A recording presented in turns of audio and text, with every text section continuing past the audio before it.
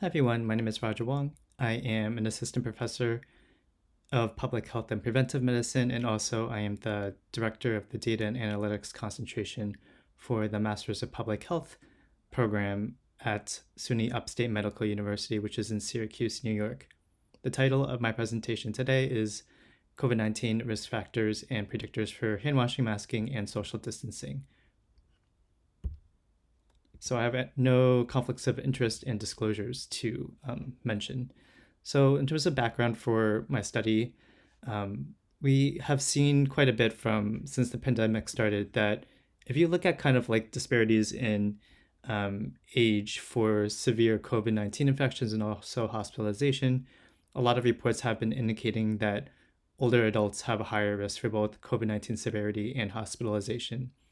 And one way to kind of prevent COVID-19 infection has been, in so much research, CDC has recommended both masking, social distancing, and hand washing to curb the spread of infection. And all three of those together are called non-pharmaceutical interventions, which I'm just going to abbreviate as NPIs for this entire presentation. So even though that we see this research since the pandemic started, to my knowledge, there has been no existing research, at least in the United States, that has looked at kind of like what are the predictors for the higher risk for COVID-19 for older adults, and also what are the predictors for masking, social distancing, and hand washing for older adults in the US. So that leads to my research questions.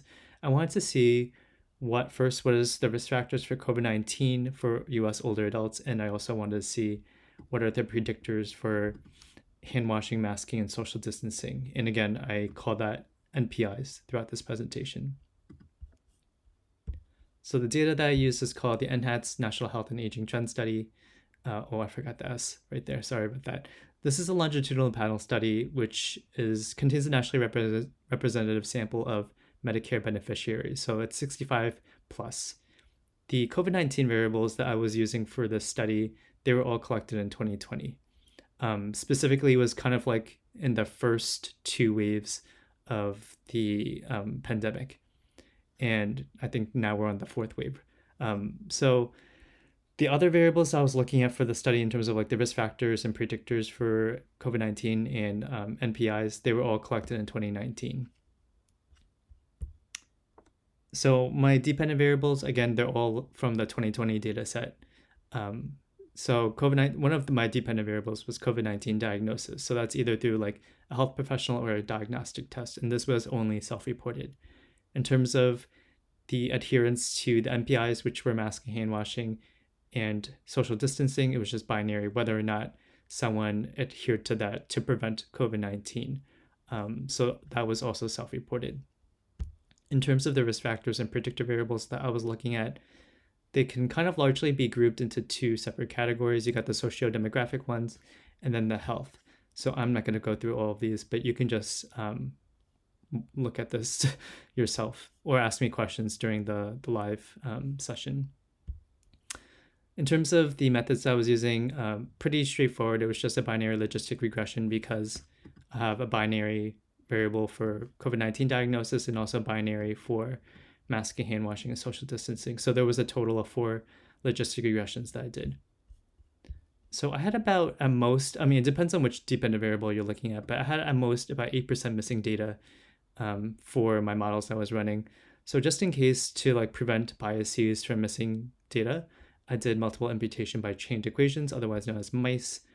And I did 100 imputations with 10 iterations each. And I also applied complex survey sampling weights to make sure that my results are nationally representative as well. In terms of kind of like initial most important characteristics about the sample, there's around 3,200 people that sent in their responses for the 2020 data set. That was also a special supplement, so that's why it's a pretty small sample size compared to the normal sample for NHATs. So in the survey, there was about 3% of people that had a positive COVID-19 diagnosis. And in terms of adherence to the NPIs of hand washing, masking, and social distancing, it was pretty high. at least 92% for all the different types of interventions. Okay, so now I'm going to answer my first research question, which again was, I was looking at which risk factors are for COVID-19 for older adults. So these, I'm only reporting the ones that had a significant p-value, so p-value less than 0.05, and everything else will just be in the publication. So you can see here, well, for those of you that already know about statistics, you probably know that if odds ratio is greater than 1, that means you have higher risk for COVID-19. If odds ratio is less than 1, that means you have a lower risk for COVID-19. So you can see here that those that had a significantly higher risk for COVID-19 for older adults were Hispanic ethnicity, older adults that were living in a nursing home or residential care, and also those older adults that had generalized anxiety disorder. And you had a lower risk for COVID-19, the higher income you had. That's a continuous variable. So that was my first research question. And then my second research question, again, there was like kind of 3 different parts to my second research question, right? I wanted to see what were the predictors for hand washing, masking, and also social distancing. So I'm going to go through those one by one. In terms of significant predictors for hand washing for older adults, females were significantly more likely to hand wash compared to males. And then those that had a dementia diagnosis were also significantly less likely to hand wash by about 55%. So in terms of predictors for masking, we see here that females, again, have about 3 times increased odds of masking to prevent COVID-19. Those that self-identified as Black or other race, significantly more likely to mask. Those that had anxiety were significantly less likely. And also those that had diabetes and stroke were also significantly less likely to mask. Okay.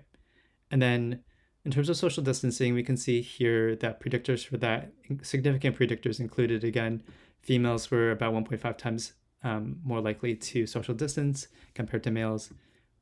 Black older adults were 2.3 times more likely to social distance.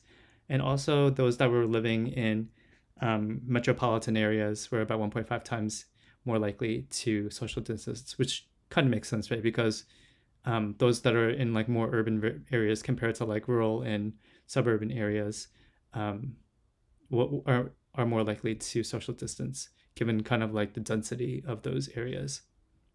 Okay, so I know there was a lot that I just kind of went through really quickly for hand washing, masking, and also social distancing predictors. So I just wanted to summarize kind of like the main commonalities between all those different predictors. So we can see that for all of the 3 different MPIs for masking, hand washing, and social distancing, males were always significantly less likely to adhere to any of them to prevent COVID-19 spread. And then we also saw that racial ethnic minorities are more likely to adhere to NPIs, even though they actually have a higher risk for COVID-19. And specifically, we see Hispanics have a significantly higher risk. And I don't really show that data, but that's in a separate APHA presentation that I'll talk about in a few seconds. And also from my last point here, we see that older adults with comorbidities are less likely to adhere to NPIs. So you can see that especially with here for anxiety, diabetes, and also dementia. Okay, so in terms of implications for public health, this is kind of summarizing my slide from here about COVID-19 risk factors. So older adults that are Hispanic, low income, and living in residential care or nursing home, and those that have anxiety have an elevated COVID-19 risk. So I think that we need to sort of focus our efforts on those individuals. And I think we need to also have some further research to see what's the connection between anxiety and COVID-19. So I was looking at the literature, and it said something about how those with like psychiatric disorders are more likely to get like respiratory illnesses because it like weakens their immune system. And that sounds fine, but like why are those that have anxiety about 70% less likely to mask? That's what I didn't really understand. So I think that would be really interesting for a future research study that I might do. And then my last bullet point here is that if you want to increase COVID-19 adherence, I think we should especially focus our efforts on older males and those with comorbidities. So that's, again, kind of summarizing my findings from my second research question. So if you are interested in learning about racial ethnic disparities in COVID-19, I do have a separate APHA presentation on October 24th from 4 to 5:30 Mountain Time. So you are welcome to also attend that if you're interested in that. And it's with the same data set here. And I didn't really talk about racial ethnic differences so much because I knew I was going to talk about that in that presentation. Okay, so that's it. If you have any questions, feel free to email, tweet at me, and also visit my faculty website.